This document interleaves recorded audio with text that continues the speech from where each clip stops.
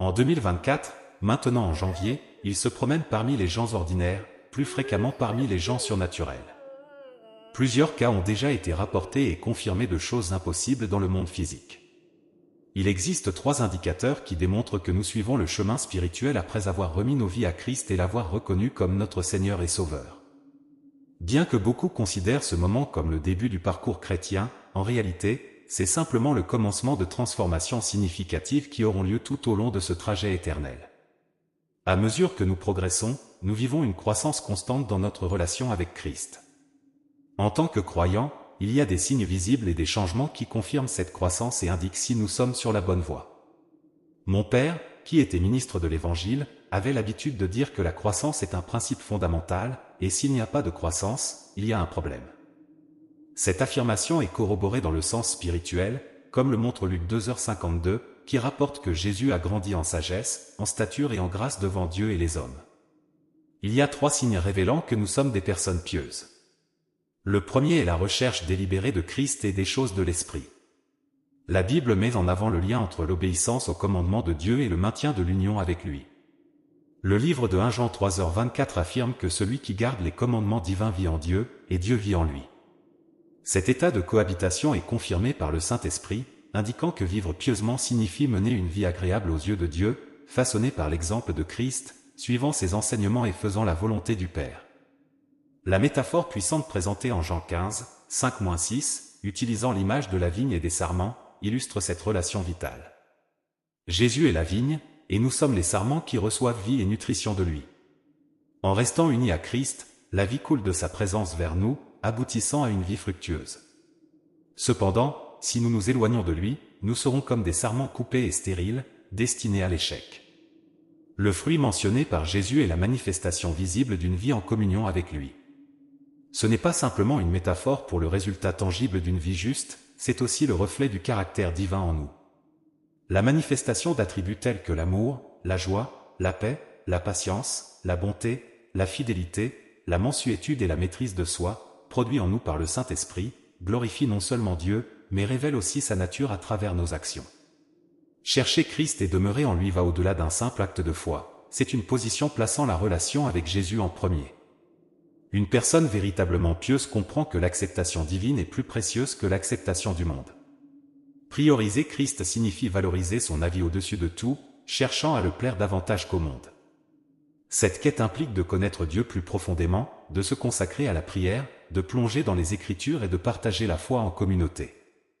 Obéir aux commandements de Dieu ne consiste pas simplement à suivre des règles, mais à exprimer amour et révérence, se manifestant dans le désir de vivre une vie qui reflète Christ.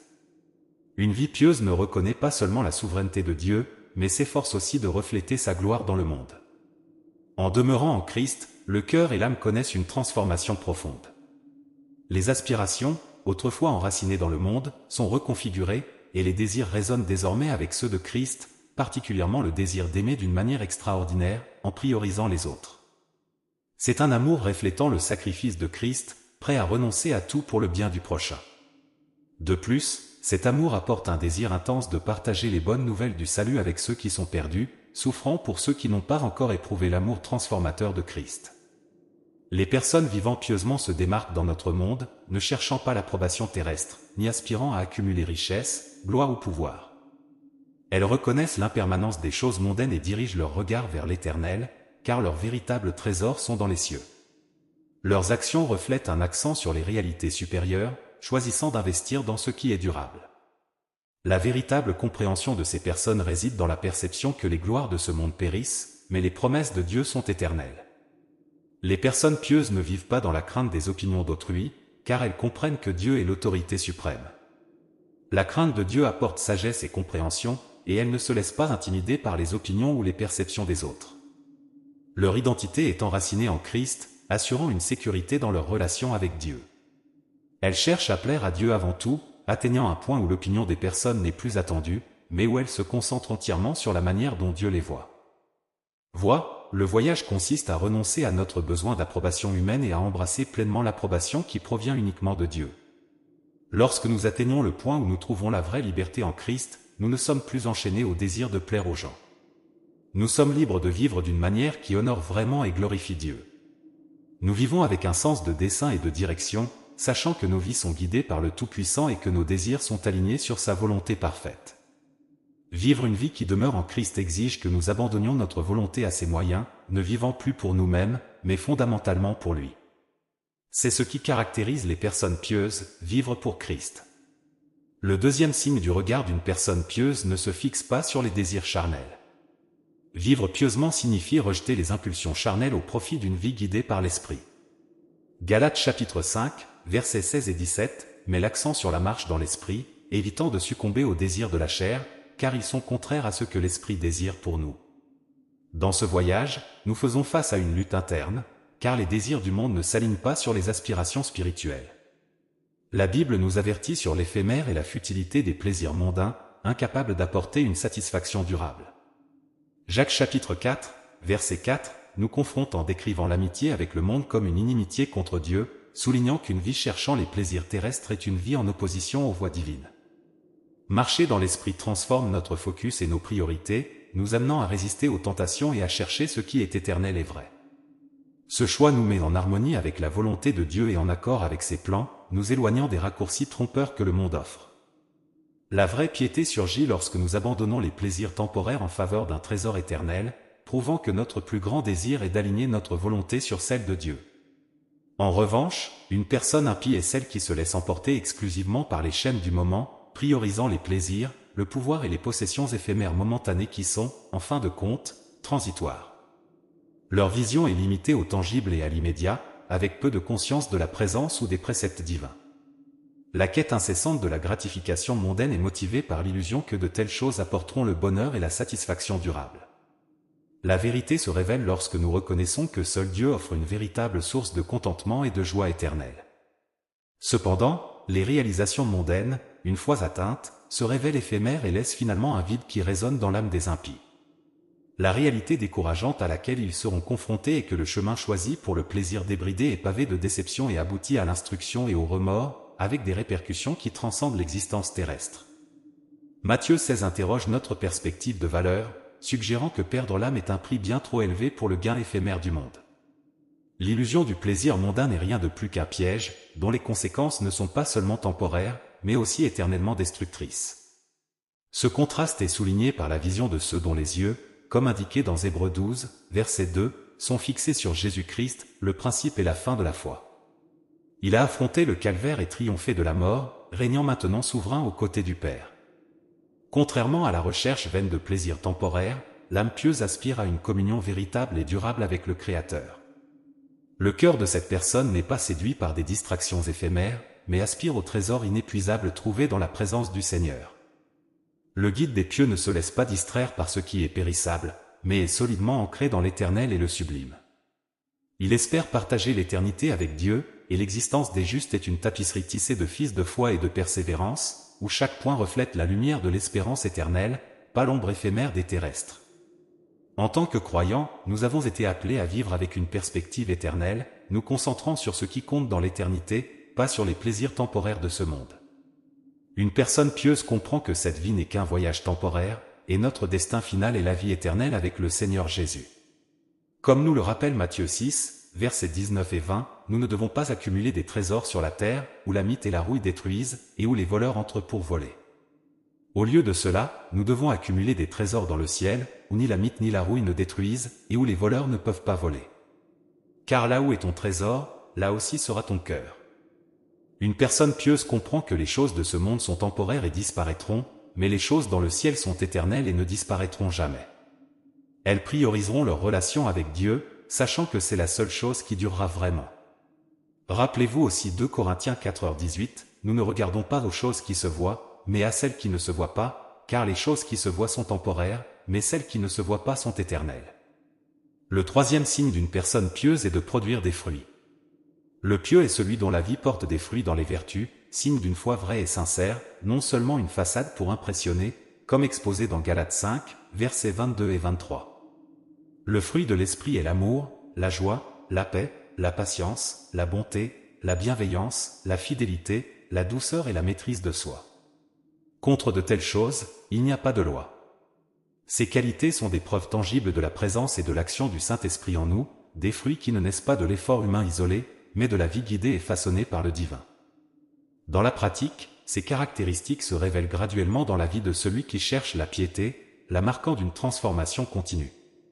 C'est un chemin de renouvellement constant qui nous éloigne de ce que nous étions comme un nouveau-né, car tout comme un bébé ne devient pas adulte du jour au lendemain, la piété ne surgit pas d'un claquement de doigts.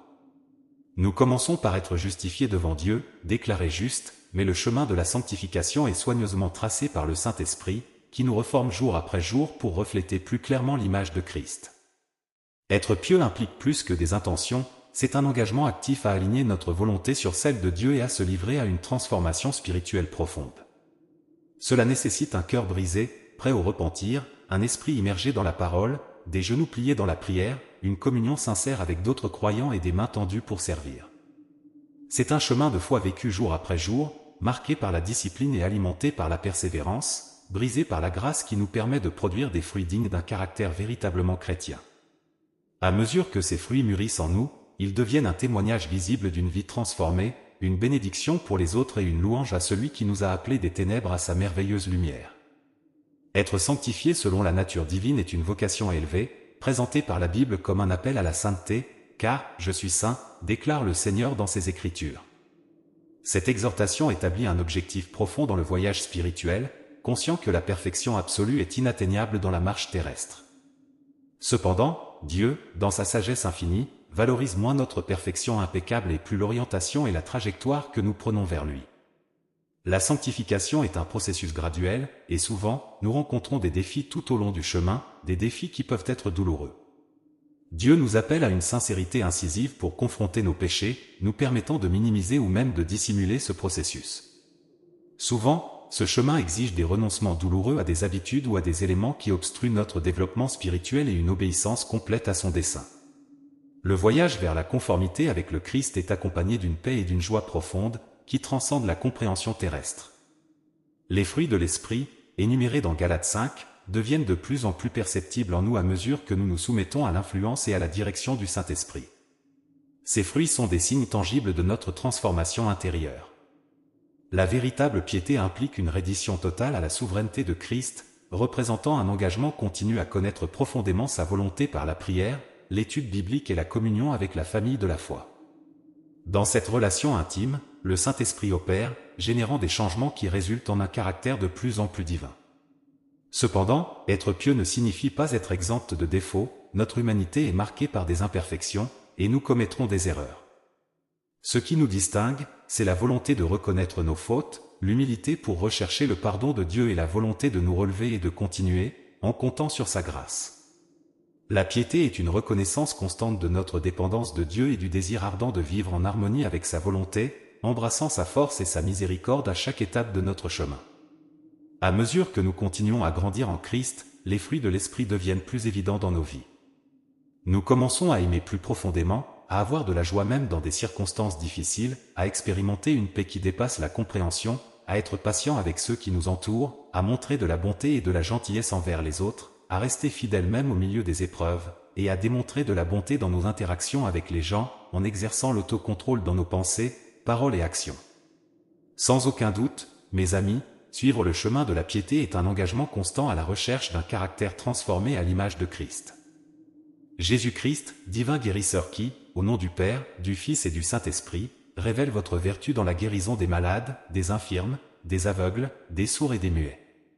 Dans une humble prière, mon âme se prosterne devant votre présence sacrée, confiant en votre pouvoir éternel sur la vie et la mort. Seigneur, je vous prie de répandre votre miséricorde sur moi, cherchant la guérison non seulement pour mon corps malade, mais aussi pour la maladie de mon âme. Ô Jésus, Fils de David, révélez-moi la vérité de vos enseignements. Permettez-moi de voir mes péchés avec clarté et de comprendre la profondeur de votre bonté.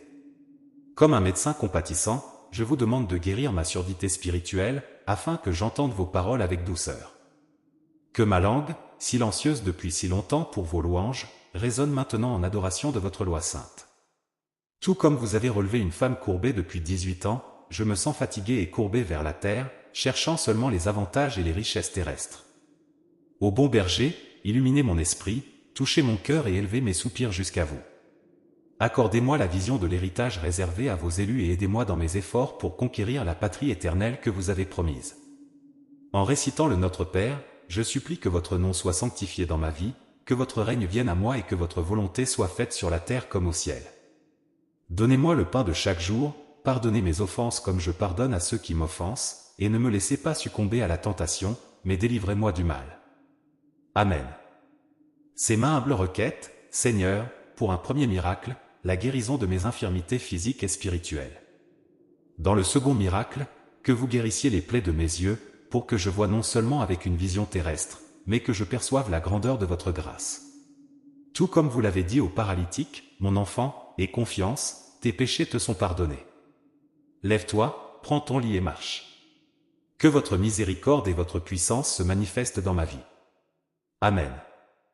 Prière Notre-Dame. Ô Marie, Mère de miséricorde, étoile matinale resplendissante, dont le choix comme demeure terrestre du Très-Haut remonte à des temps immémoriaux, accepte nos humbles supplications et intercède pour nous devant le trône de la grâce divine. Psaume 23, Le Seigneur est mon berger, je ne manquerai de rien. Tout comme toi, Marie, tu as été guidée par la main aimante du Seigneur, conduis-nous sur ces chemins de justice et de paix. Que nous puissions suivre tes traces avec confiance, sous ta protection maternelle, dans la certitude que rien ne nous manquera. Psaume 51, Crée en moi, ô Dieu, un cœur pur et renouvelle en moi un esprit inébranlable. Marie, modèle de pureté et d'humilité, prie pour nous, afin que la vertu de la pureté fleurisse dans nos cœurs, renouvelés par l'Esprit Saint, maintenant ferme notre foi inébranlable. Psaume 91, Celui qui habite dans le refuge du Très-Haut reposera à l'ombre de l'Omnipuissant. Ô Vierge très sainte, notre protectrice, abrite-nous sous tes ailes, afin qu'à l'ombre du Très-Haut, nous trouvions la paix et le repos au milieu des défis de ce monde.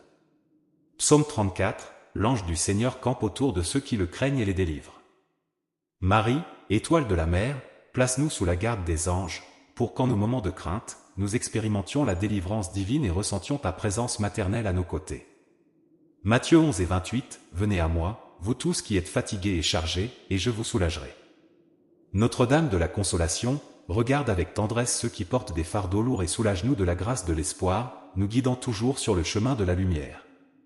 Luc 1 et 38, Voici la servante du Seigneur, que cela me soit fait selon ta parole. Marie, la servante fidèle du Seigneur, enseigne-nous à accepter la volonté divine dans nos vies, à nous prosterner devant la majesté céleste et à dire « oui » avec des cœurs pleins de confiance. En ton intercession, ô Mère céleste, nous déposons nos angoisses, joies, préoccupations et espoirs. Répands sur nous les bénédictions de la paix, de la santé et de l'amour, afin que, fortifiés par ta présence, nous puissions marcher dans la foi, suivant les pas de la Sainte Famille, jusqu'à atteindre l'éternité. Amen.